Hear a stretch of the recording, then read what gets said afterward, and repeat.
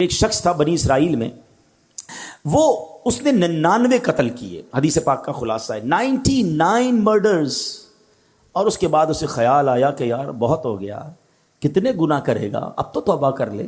وہ ایک راہب کے پاس گیا، سو کالڈ ہیں مولوی صاحب، اس زمانے کے بھی سو کالڈ ہوں گے، علم تھا نہیں، لکس لائک، بے شک ہم بھی آج کل ہر داڑھی والے کو عالم دین سمجھ لیتے ہیں، بلکہ اب تو بغیر داڑھی والے کو بھی عالم دین کہنا لوگوں نے شروع کر دیا۔ یہ عجب فنومنا چلا ہے کہ جس کی مرضی وہ اسلام کی انٹرپریٹیشن کر رہا ہے اور لوگ اسے سنی جا رہے ہیں۔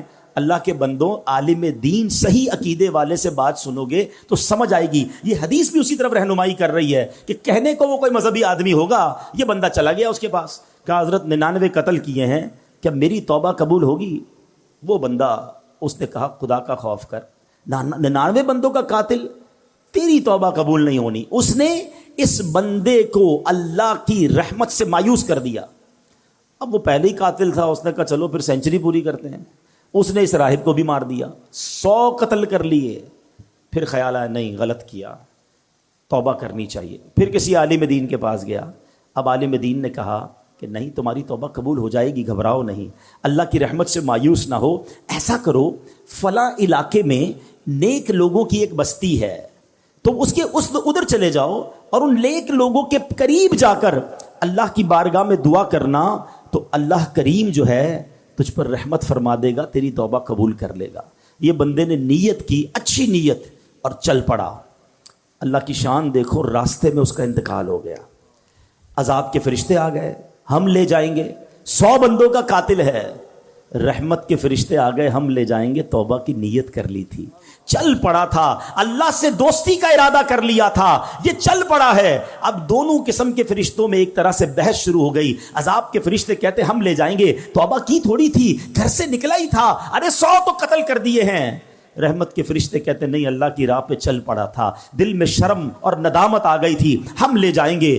اب اللہ کی طرف سے ارشاد ہوتا ہے ایسا کرو، زمین کیلکولیٹ کرو، زمین کو ناپا جائے، اگر یہ بندہ اپنے گھر کے قریب ہے تو عذاب کے فرشتے لے جائیں، اگر یہ بندہ نیک لوگوں کی بستی کے قریب ہے تو رحمت کے فرشتے لے جائیں۔ اللہ اکبر، میں حدیث کے الفاظ سنا رہا ہوں۔ اب جب ناپی گئی تو وہ بندہ نیک لوگوں کی بستی کے قریب نکلا۔ علماء کہتے ہیں یہ جو پلان تھا نا، اللہ کی قدرت کا پلان تھا، ایکچولی وہ دور تھا نیک لوگوں کی بستی کے، مگر رب کا حکم تھا کہ یہ بخشا جائے، اس کی منشا یہ تھی یہ بخشا جائے۔ وہ نیک لوگوں کی بستی اور اس کی لاش کے درمیان جو پلاٹ آف دا لینڈ تھی وہ سکویز ہوئی، وہ کم ہوئی اللہ کے حکم سے، اور جب ناپا گیا تو چند فٹ کے فاصلے سے وہ نیک لوگوں کی بستی کے قریب تھا۔ اسے رحمت کے فرشتے لے گئے، گویا اس کی بخشش ہو گئی۔ یہ ایک روایت بیان کرنے کے بعد میرے پیارے اسلامی بھائیوں کیا پتا چل رہا ہے؟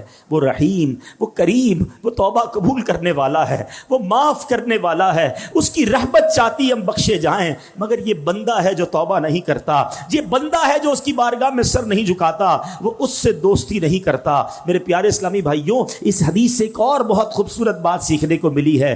نبی پاک واقعہ سنا رہے ہیں صحابہ کو، اٹ مین سارا کانٹینٹ جو ہے وہ آتھرائزڈ ہے، سارا کانٹینٹ جو ہے وہ زبردست کلیئرڈ ہے، جبھی تو نبی پاک سنا رہے ہیں نا۔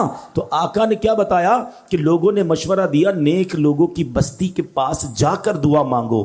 اٹ مینز کہ اگر آج بھی کوئی اللہ والوں کے پاس اگر حیات ہیں تو ان کی صحبت میں جا کر دعا مانگے، اور اگر دنیا سے چلے گئے ہیں اور ان کے مزار کے پاس جا کر اللہ سے دعا مانگے کہ اللہ ان کے صدقے، نیک لوگوں کے صدقے، مبارک جگہ کے صدقے میری توبہ قبول فرما لے۔ تو جہاں رحمتیں برس رہی ہو ادھر جا کر دعا کرنا، ادھر جا کر اللہ سے مانگنا، یہ اس حدیث سے ثابت ہے۔ تو پتہ یہ چلا اللہ والوں کے جہاں قدم لگیں، اللہ والے جہاں عبادت کریں، اللہ والے جہاں موجود ہوں، اگر وہاں جا کر دعائیں مانگی جائیں، اللہ مجھے اور آپ کو بار بار مکے مدینے کی حاضری عطا فرمائے، مقدس مقامات کی حاضری عطا فرمائے۔ وہاں کا سفر کر کے رب سے جب وہاں جا کے بندہ مانگتا ہے تو بگڑی بن جایا کرتی ہے۔